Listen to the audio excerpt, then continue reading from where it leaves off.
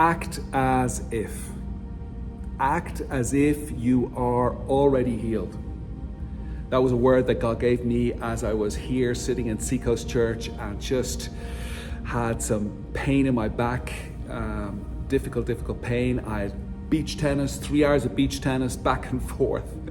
And I threw my back out, went to the doctor. The doctor said, here, take some muscle relaxer. Let's see what happens in a week. In a week, the pain was still here. Had to get the x-rays done. Got the x-rays. Said, oh, this isn't looking good. Send him to the Spinal Institute. Went there, and here we are. I don't know, what is that? 5 weeks later, and I still have some back pain. But the word that I got was, don't act according to the reports that you've been given. Don't exaggerate the reports that you've been given. Don't expand on them. Don't give them your faith. Don't give them your energy, your belief, but act as if you were healed. Act according to my word.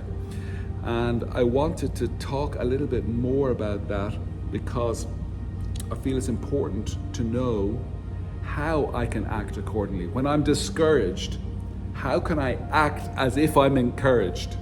When I'm sick, how can I act as if I'm healed? If I feel purposeless, how can I act as if I'm full of purpose? How can I make that step? How can I bridge that gap?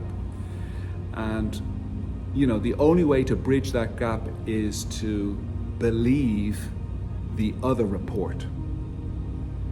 The only way to bridge that gap is to read the other report and to renew your mind so you can think like the other report and start to act like the other report. And the other report is God's word.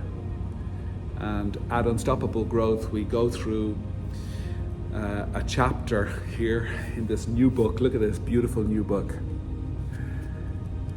I love it. It's coming out soon. But we go through a chapter called Setting Your Boundaries. And we talk about intellectual boundaries. We talk about how we need to set boundaries in our mind. We talk about 9 limiting beliefs and 9 empowering beliefs. And all these empowering beliefs are from God's word. So I have to go back to God's word, read his report, and allow that truth to sink in and start acting and start living according to that. When God says, in John 3:16, for God so loved the world, believe it, I am loved. I am chosen. When I feel like sick, I am healed. 1 Peter 2:24. When I feel that I'm, isolated and I'm alone, I'll read Hebrews 13:5.